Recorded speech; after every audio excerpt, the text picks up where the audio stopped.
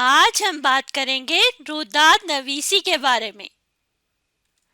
روداد نویسی دو الفاظ سے مل کر بنا ہے، ایک ہے روداد اور دوسرا نویسی۔ نویسی تو ہم جانتے ہیں کہ اس کا مطلب ہوتا ہے لکھنا۔ روداد کسی بھی واقعے یا تقریب کا آنکھوں دیکھا حال۔ مثال کے طور پر ہم میلے کا آنکھوں دیکھا حال لکھتے ہیں، جس میں ہم کہتے ہیں کہ وہاں بہت سی دکانیں تھیں، وہاں کے مناظر کے بارے میں بتاتے ہیں اور وہاں ہجوم کیسا تھا، وہاں کے لوگ کیسے تھے، کس طرح کے لوگ وہاں اس میلے میں آئے ہوئے تھے، اس تمام چیز کے بارے میں ہم لکھ دیتے ہیں۔ جیسا کہ آپ سب جانتے ہیں کہ کوئی بھی چیز جب ہم نے لکھنی ہوتی ہے تو اس میں ہمیں کچھ باتوں کا خیال رکھنا ہوتا ہے، کچھ اصول ہوتے ہیں جن کا خیال رکھتے ہوئے ہم وہ مضمون یا کچھ بھی لکھتے ہیں۔ تو روداد نویسی کے بھی کچھ اصول ہیں۔ سب سے پہلا اصول یہ ہے، ہر بات یا منظر کا ذکر ہو اس میں۔ تو اگر ہم میلے کی روداد لکھتے ہیں تو اس میں ہم کیا کیا لکھ سکتے ہیں؟ اس ہفتے اسلام آباد میں ایک میلے کا انعقاد کیا گیا۔ ہم سب گھر والوں نے بھی اس میلے میں جانے کا ارادہ کیا اور اتوار کے روز دوپہر کے کھانے کے بعد ہم روانہ ہوئے۔ آدھے گھنٹے کی مسافت طے کر کے ہم اس مقام پر پہنچے۔ وہاں بہت ہجوم تھا، بچے، جوان، بوڑھے سبھی میلہ دیکھنے آئے ہوئے تھے۔ ہم بھی ٹکٹ خرید کر آگے بڑھے۔ گیٹ پر سیکورٹی کا بہت اچھا انتظام تھا۔ سب گھر والے قطار میں اندر داخل ہوئے۔ ایک طرف چند افراد پنجابی گیت گا رہے تھے اور دوسری طرف کپڑوں اور بیگ کی کچھ دکانیں موجود تھیں۔ وہاں کشمیر اور سوات کی دستکاری موجود تھی۔ تو اس روداد کے نمونے میں جو ہم نے مثال کے طور پر روداد یہاں لکھی ہے، اس میں آپ دیکھیے ہر بات کا، ہر منظر کا یہاں ذکر کر دیا گیا ہے کہ کیسے ایک میلے کا انعقاد ہوا اور وہاں پر ہم پہنچے تو ہم نے کیا کیا چیزیں دیکھی۔ تو پہلی بات جو ہم نے پڑھی ہے کہ ہر بات کا ذکر ہو تو وہ یہاں پہ موجود ہے۔ دوسرا اصول ہے، تقریب، واقعے یا منظر کا وقت، مقام اور افراد کا ذکر کیا جائے۔ جو بھی کوئی تقریب ہم لکھ رہے ہیں، اس تقریب کی روداد، کسی واقعے کی یا کسی منظر کے بارے میں ہم لکھ رہے ہیں تو ہمیں وقت، مقام، افراد کے بارے میں پتہ ہو۔ تو ہم نے یہ جو ایک روداد دیکھی میلے کی، اس میں ہم نے سب سے پہلے ہی یہ جملہ لکھا ہوا دیکھا ہے کہ اس ہفتے اسلام آباد میں ایک میلے کا انعقاد کیا گیا۔ ہمیں پتہ چلا کہ ایک ہفتے میں اسلام آباد کے مقام میں، اسلام آباد شہر میں ایک میلے کا انعقاد کیا گیا اور ہم سب گھر والوں نے بھی اس میلے میں جانے کا ارادہ کیا اتوار کے روز دوپہر کے کھانے کے بعد۔ تو اس سے بھی ہمیں پتہ چلا کہ وہ وقت کون سا تھا جب ہم نے اس میلے کو دیکھا اور اب ہم اس کی روداد لکھ رہے ہیں۔ تو اس میں وقت اور مقام کا بھی ذکر کیا گیا۔ اب آگے دیکھیے، آدھے گھنٹے کی مسافت طے کر کے ہم اس مقام پر پہنچے۔ وہاں بہت ہجوم تھا، بچے، جوان، بوڑھے سبھی اس میلے کو دیکھنے آئے ہوئے تھے۔ تو اس بات سے ہمیں کیا پتہ چلا کہ وہاں پہ افراد بھی موجود تھے۔ تو افراد کا بھی ذکر اس میں موجود ہے، یہاں ہم لکھ دیتے ہیں۔ یعنی وہاں ہر عمر کے لوگ آئے ہوئے تھے میلہ دیکھنے کے لیے۔ اگلی بات کیا ہے کہ منظر یا واقعے میں موجود لوگوں کا رد عمل ہم لکھیں۔ ان لوگوں کا رد عمل کیا تھا، وہ خوش تھے یا انہیں وہ جگہ اچھی نہیں لگ رہی تھی، اس طرح کی باتیں بھی وہاں موجود ہوں۔ تو ہم نے اس مثال میں بھی دیکھا کہ بچے، جوان، بوڑھے سبھی میلہ دیکھنے آئے ہوئے تھے۔ اس سے ہمیں کیا پتہ چلا کہ لوگ بہت خوش تھے اور وہ بہت دلچسپی لے رہے تھے میلہ دیکھنے کے لیے۔ تو سب وہاں موجود تھے، تو اس سے ہمیں کیا پتہ چلا، لوگوں کے رد عمل کے بارے میں ہمیں معلوم ہوا۔ تو اس میں ہمیں کیا پتہ چلا کہ لوگوں کا جوش بھی تھا۔ تو ہم نے یہ نقطہ بھی یہاں لکھ دیا کہ یہ بھی اس روداد میں موجود ہے۔ پھر ایک ایسی بات جس کا ہمیں خیال رکھنا ہوتا ہے وہ یہ ہے کہ روداد نہ بہت زیادہ لمبی ہو اور نہ ہی بہت مختصر۔ یعنی اتنی لمبی بھی نہ ہو کہ پڑھنے والا اس کو پڑھ کر بور ہو جائے، اور نہ اتنی مختصر ہو کہ پڑھنے والے کو سمجھ ہی نہ آئے کہ یہ یہاں پر اس روداد میں کس بارے میں بات کی جا رہی ہے۔ تو ایک جامع سی روداد ہونی چاہیے۔ جامع کا مطلب یہ ہوتا ہے کہ وہ لمبی اور مختصر تو نہ ہو، نہ لمبی ہو نہ مختصر، لیکن اس میں تمام باتوں کا ذکر کر دیا جائے۔ تو یہاں اس مثال میں ہم نے دیکھا تھا کہ یہ روداد نہ بہت زیادہ لمبی ہے اور نہ ہی بہت مختصر ہے، اور ہر بات کا یہاں ذکر کر دیا گیا کہ کیسے ہم اپنے گھر سے نکلے، کیسے ہمیں پتہ چلا کہ ایک میلے کا انعقاد ہوا ہے، منعقد کیا گیا، اور ہم گھر سے نکلے، ہم نے کیا کیا، کہاں کہاں سے ہم گزرے، اور کس طرح سے ہم نے وہاں چیزوں کو دیکھا۔ ہر منظر کا ذکر بھی کر دیا گیا، ہر بات کی کا بھی ذکر ہو گیا، لیکن بہت لمبی بھی نہیں ہے اور نہ ہی اتنی مختصر ہے۔ تو یہ نقطہ بھی اس روداد میں، اس مثال میں موجود ہے۔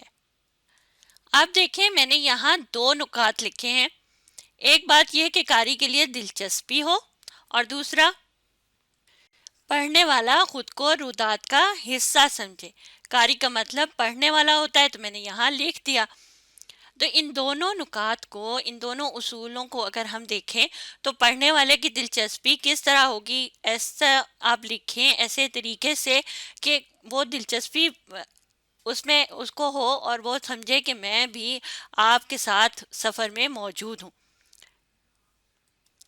جیسے اگر ہم اس مثال کی طرف آئیں تو دیکھیں، جب ہم نے اس کو پڑھا، اس ہفتے اسلام آباد میں ایک میلے کا انعقاد کیا گیا، ہم سب گھر والوں نے بھی اس میلے میں جانے کا ارادہ کیا، اور اتوار کے روز دوپہر کے کھانے کے بعد ہم روانہ ہوئے۔ تو ایسا لگ رہا ہے کہ ہم بھی اس لکھنے والے کے ساتھ ساتھ جا رہے ہیں، ان کے ساتھ ہم نے بھی آدھے گھنٹے کی مسافت طے کی، اور پھر ہم اس مقام پہ پہنچے، اور ہم نے وہاں پہ دکانیں بھی دیکھیں، گیٹ پر سیکورٹی کا انتظام بھی دیکھا، ہر طرح کی چیزیں۔ ایسا لگ رہا ہے کہ ہم بھی اس جگہ پہ خود موجود ہیں، خود وہ چیزیں دیکھ رہے ہیں۔ تو اتنی دلچسپی پڑھنے والے کی اس میں موجود ہونی چاہیے روداد لکھتے ہوئے۔ تو میں نے یہ بات بھی یہاں لکھ دی کہ پڑھنے والے کے لیے دلچسپی ہو اس میں، اور پھر مشکل الفاظ کا استعمال نہ کیا جائے۔ اگر ہم روداد میں مشکل الفاظ کا استعمال کریں گے تو پڑھنے والا اس کو سمجھ نہیں سکے گا کہ اس میں کیا بات ہو رہی ہے، وہ الفاظ کے ہی معنی میں گم ہو جائے گا، اور اصل بات جو ہم بتانا چاہتے ہیں پڑھنے والے کو، وہ اس مقام تک یا اس بات کو سمجھنے تک نہیں جا سکے گا۔ تو اس مثال میں بھی آپ دیکھیں کہ مشکل الفاظ کا استعمال نہیں کیا گیا، چھوٹے چھوٹے جملے ہیں، اور ان چھوٹے چھوٹے جملوں سے ہی بات سمجھ میں آ رہی ہے۔ تو میں نے یہاں لکھ دیا کہ آسان الفاظ کا استعمال اس روداد میں کیا گیا ہے۔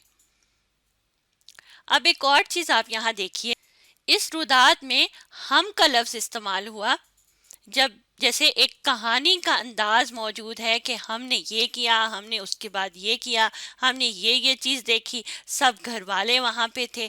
تو ہم کا لفظ جب آپ نے دیکھا تو اس سے آپ کو یہ بھی پتہ چلے گا کہ اس میں کہانی والا انداز ہے، اور اس سے بھی قاری کی دلچسپی زیادہ بڑھتی ہے۔ کوئی بھی جب ہم تحریر پڑھتے ہیں، دلچسپی کیسے ہمیں پتہ چلی کہ اس میں ہم کا ایک لفظ استعمال ہوا، اور ہم کا لفظ کیا ہوتا ہے؟ اسم ضمیر متکلم ہوتا ہے، جس کا یہاں پر استعمال کیا گیا ہے۔ تو روداد لکھتے ہوئے ہمیں ایک یہ نقطہ بھی ذہن میں رکھنا ہوتا ہے کہ میں اس طرح کے الفاظ کا استعمال کیا جائے۔ تو اب تک ہم نے جانا روداد نویسی کے بارے میں، اور اس کے ہم نے اصول بھی دیکھے کہ جب بھی ہم کوئی روداد لکھنے لگیں تو ہمیں کن کن باتوں کا خیال رکھنا ہوتا ہے۔ روداد نویسی کی ایک صورت ہوتی ہے رپورٹ نگاری۔ رپورٹ نگاری کیا ہوتا ہے؟ یہ بھی روداد کی قسم ہے، ایک صورت ہے، لیکن اس میں تھوڑی سی چیزیں مختلف ہوتی ہیں۔ رپورٹ نگاری میں رسمی طور پر واقعے کو بیان کر دیا جاتا ہے، یا اگر کوئی تقریب ہے تو اس کے بارے میں رسمی طور پر بیان کر دیا جاتا ہے۔ رسمی کا کیا مطلب ہے؟ رسمی جسے ہم دفتری بھی کہہ سکتے ہیں، یا انگلش میں ہم اس کو فارمل رائٹنگ کہتے ہیں۔ جیسے آپ اخبارات میں کسی بھی خبر کے بارے میں پڑھتے ہیں، وہ ایک رپورٹ ہوتی ہے۔ جیسے اگر ہم نے میلے کے بارے میں ہی کوئی رپورٹ اخبار میں لکھنی ہے تو ہم کیسے لکھیں گے؟ नवंबर के पहले हफ्ते में इस्लामाबाद में शक्करपड़िया के मकाम पर लोक मेले का इनकाद किया गया। इस मेले में पाकिस्तान भर से मुख्तलिफ दस्तकारों ने शमूलियत इख्तियार की। इस मेले को देखने हर शोबे से वाबस्ता अफराद पहुँचे। इस तरह के मेलों के इनकाद से हम अपनी सकाफत से रूशनास होते हैं और अपने मुल्क से ताल्लुक़ और गहरा होता है। अब आप इस मिसाल में देखिए, ये जो एक रिपोर्ट निगारी की मिसाल मैंने यहाँ लिखी, इसमें आप देखिए कि कहानी वाला अंदाज मौजूद नहीं है। एक खबर है जो पढ़ने वाले तक पहुँचाई जा रही है कि एक मेला लगा हुआ है और वहाँ पे मुख्तलिफ लोग, हर शोबे से वाबस्ता लोग वहाँ पे मौजूद हैं। तो यहाँ वाबस्ता का लफ्ज़ देखें, शमूलियत इख्तियार की का लफ्ज़ देखिए, रोशनास का लफ्ज़, ये मुश्किल अल्फाज हैं जो हर कोई समझ नहीं सकता। तो रस्मी तौर पर जब किसी चीज़ को लिखा जाता है तो उसमें मुश्किल अल्फाज का इस्तेमाल किया जाता है, आसान अल्फाज की तरफ नहीं जाते।